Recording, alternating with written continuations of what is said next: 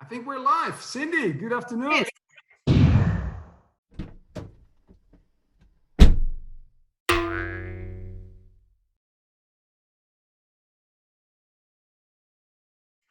Hello there. Hey, so nice speaking with you all the way from Norway. Um, is the sun still shining there or is it getting colder already? Definitely getting colder. I think we might have a very cold winter with lots of snow. Last year we didn't get so much snow. We only got snow starting in December. Yeah. And I think the year before snow started in October. So I Oh, think wow. we might start getting snow from next month. Yeah, exactly. And the days will be shorter as well, right? Much shorter, because just sort of before summer, it was it was midnight and it was still bright outside. The sun was only setting at like 1 o'clock in the morning. Oh, wow, wow, wow, wow, wow, wow, wow. So how long have you been in Norway now? This is my fourth year. Fourth year. You like it? Yes, it's nice. It's like I'm not big into the snow and the cold and the winter sports coming Okay. from Okay. Cape Town, where I'm used to sunshine. So for me, it's like living in a cave with internet. Oh. I'm wondering what's going to happen in October, whether Portugal is still going to be classed as red, because that's going to stop me from being able to go during the school holiday. Yeah, exactly. Yeah, Spain as well, I believe now since this week, right? So it's escalating there again. Hey, Cindy, so much thanks for taking the time. I reached out to you because I'm following your channel. Actually, you are in the process of relocating to Portugal, and I find that very interesting because me and my wife, we are considering the same, and we are going through the same process, although you are already far ahead of us. So very interesting. I have a lot of questions. The first one is actually, you're from Cape Town, Yes. which is a beautiful area, and you've been living abroad. You've been to China and so many countries. Why did you choose to relocate to Portugal? Well, the thing is that the climate in Portugal, the weather in Portugal, and the scenery is very similar to that of Cape Town, because Cape Town also has a Mediterranean climate. Portugal is also ranked as the third safest country in the world. And the cost of living is quite good, because I don't have like a pension or large savings or anything like that. And I've reached that age now. I'm going to be 60 next year. I can hardly even say the words. Oh, don't do it. Don't do it. And so it's just like, I would like to retire to go farming while I'm still got the energy and I'm young enough to be able to do it. And also, if I need to go down to Cape Town, it's basically the same sort of time zone. I just fly straight down. Yeah. And my son is living in America, so it's easier to fly to America from Portugal than from Cape Town. Cape Town, you have to go up to go down again. Also, I do sort of part-time work as well for the International Baccalaureate, and I lead workshops and I do school visits. And if I'm based somewhere in Europe, I'll be able to carry on doing that when I'm retired, so that I'll be semi-retired. Okay, that's good. That's good. So you're still busy and active, and but not full time. And I guess you already mentioned it, that you will be farming, right? And I guess that keeps you fit as well, right? There's no sitting on the couch for you. And no, definitely it's been busy. But I grew up on a farm, and I always wanted to when I was in high school, I actually wanted to study agriculture, small animal husbandry. And at that time in South Africa, because this was still the apartheid time, uh, women were not allowed to attend agricultural college because they must have believed only men know how to farm. Women are just there to wash the dishes and the clothes. I don't know what that is. But yeah, so I couldn't follow that dream. And then I went into teaching instead. Oh, yeah. So now I'm going to retire and do what I always wanted to do. So you've been a teacher your whole life. You've been. Yeah, this is my 35th year of teaching. Wow, wow, wow! What grade are you teaching? I'm teaching grade 4, and I'm also the principal of the primary school. Ah, okay, cool, cool. And on the international school, right? Yes. Okay, okay. Yeah. So yeah, the people who are following your channel, they know that you've purchased a farm, an old farm, right? Yeah. But you have to do a lot of work on the farm to make it an actual farm, right? With animals and all that stuff. So well, nothing's been done on the farm for the past 50 years. Yeah, exactly. Yeah. So what's your well, first of all, where in Portugal are you moving into? What area? So the area that I bought the farm is in central Portugal, which is it's about 40 minutes drive from Castelo Branco, and about 20 minutes from Fundão. Okay. So it's in that sort of central Portugal area, and so it's a little bit in the middle of nowhere.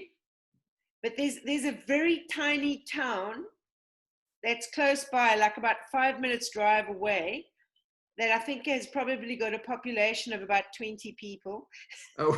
But it's got a church because I can hear the church bells go every hour. Oh, that's good. That's good. That's good. Well, as long as there's a church and a pub, then where you can have a beer. That's what I've seen there. Yeah. So why did you ended up in this particular area? Because Portugal, they have so many beautiful areas. Any specific reason for that? Because look, I don't have a huge budget and I don't have a lot of money. And so I looked at an area where I would be able to get a farm that I could actually do something with. So my farm is 2.5 hectares. For a price that I could afford. So I didn't want to get a mortgage or anything, you know. I don't want to retire and then have a mortgage. Yeah. So, I managed to get the farm for 17,500 euros. Wow, that's crazy, right? That's crazy. That's a car park here in Rotterdam where I live. Yeah. That's really good, but then you have to do some remodeling as well in the house, and yes. Or can you actually move in? So the house, I mean, the house is solid. The actual house itself is not a ruin, although it's just like one big room. Yeah. And they put a new roof on it, but they've put a tin roof on with metal rafters. Oh, okay. I've got to replace the roof. And then I've got to do the stone pointing in the inside. And then next to this like stone cottage, there's a ruin, like another room, a ruin of another room, and I'm going to sort of rebuild that as well. So. Oh, okay. Are you planning to do the remodeling yourself? Well, I'm not going to do the roof myself, that's for sure. No. But I'm going to try and do the stone pointing myself. I've been watching all these YouTube tutorials, and I'm going to try and see what I can do myself. But obviously, I'm going to have to bring, I want to get things done properly. So I'll have to bring in experts to help. Like, I'm not going to be able to lift like the granite stones by myself. That I can't do. No. But I guess having YouTube available definitely helps guiding you through these projects, right? Yes. And I've been following like the indie projects. They're busy fixing up a stone barn, which is very similar to the stone cottage that I've got. Yeah. The indie project are that the two young people from the UK who? Yes. Yeah. So they've also bought a piece of land in Portugal, Yeah. and they are going each week. They are showing how they're fixing up their granite stone barn, which is the same as what I've got. Yeah. The Okay. same.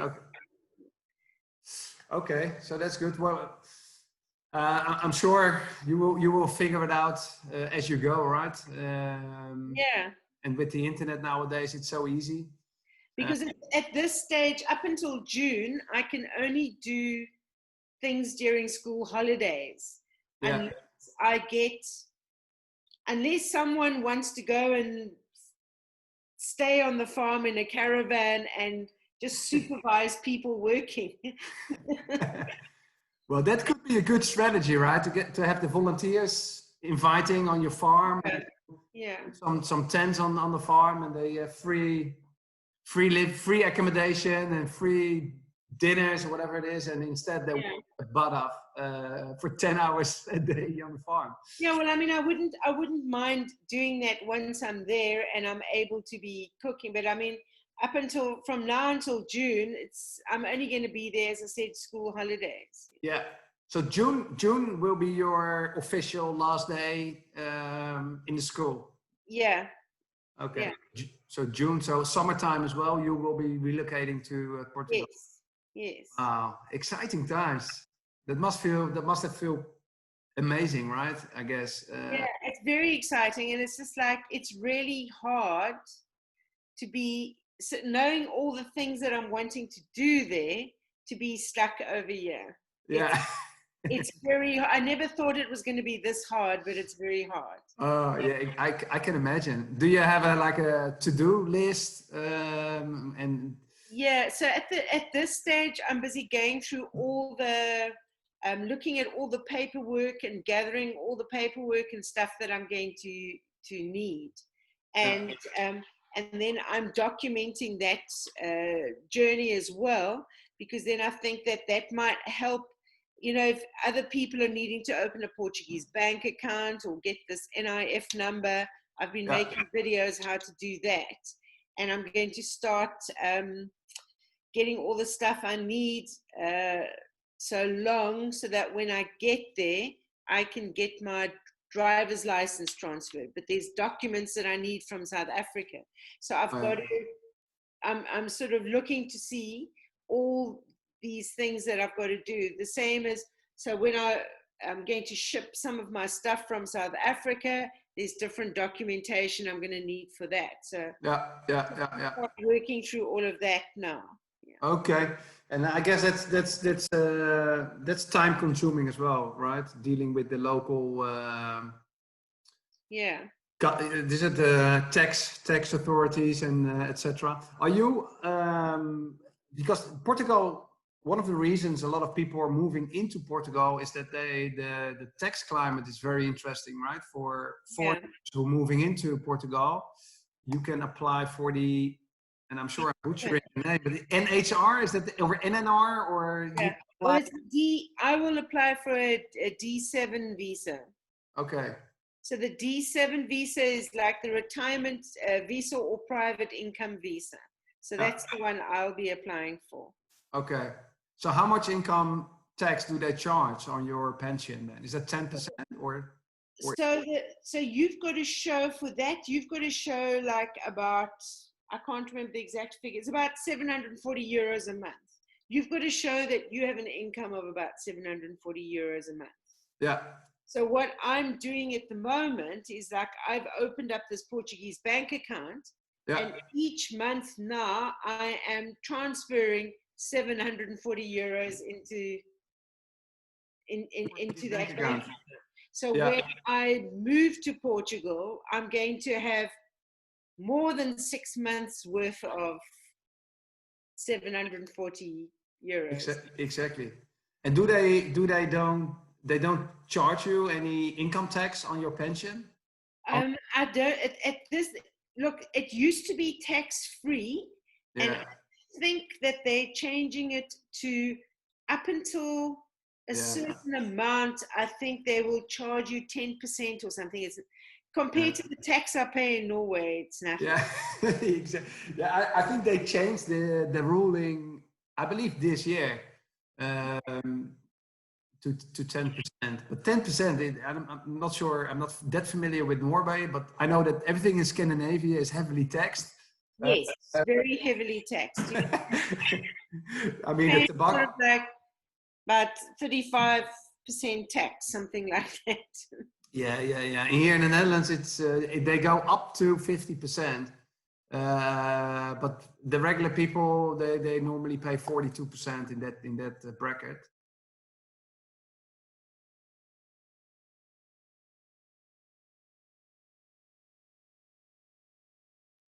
Alrighty. Well, I was very interested speaking with you, Cindy. I know I have to let you go in 9 minutes. So, well, my friend has just notified me to tell me he's downstairs waiting. So. Yeah. I know you have to leave at 4 p.m. So, yeah, thanks again. Thanks for taking the time, and thank you for posting your content. That's really appreciated. And hopefully, we will meet in person. I hope so. When I'm in Portugal, you are settled, and for sure we will find some time to catch up. Yeah, you have to come up and visit the farm. I will definitely do that. I can drop my kids there for a few days. They can play around. Teach them some lessons. Okay. Hey, thank you, Cindy. Thanks again. And thanks a lot, Bob. Sunday. All righty. Bye. Bye.